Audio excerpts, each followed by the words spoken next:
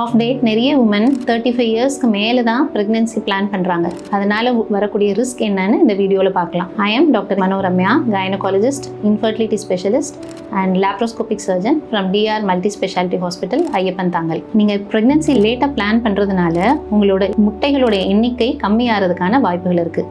அதனால் conceive ஆகிறதுல difficulty இருக்கலாம். இன்னொன்று, எக்கோட குவாலிட்டியும் கம்மியாயிரும்.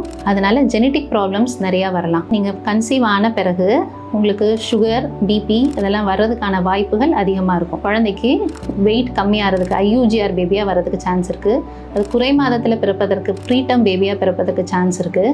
உங்களுக்கு நார்மல் டெலிவரி ஆகிறதுக்கான சான்ஸ் கம்மியாயிரும். நிறைய சிசேரியன் ஆகிறதுக்கான வாய்ப்புகள் அதிகமாக இருக்கும். ஏன்னா கர்ப்பப்பை வாய் விருந்து கொடுப்ப தன்மையை இழந்துரும். இப்போ டெலிவரி ஆன பிறகும் உங்களுக்கு லாக்டேஷன், அதாவது பால் சுரக்கிறது கொஞ்சம் கம்மியாக சுரக்கலாம். நிறைய உமன் டிப்ரெஷன் மூடுக்கு போகிறாங்க. தேங்க்யூ.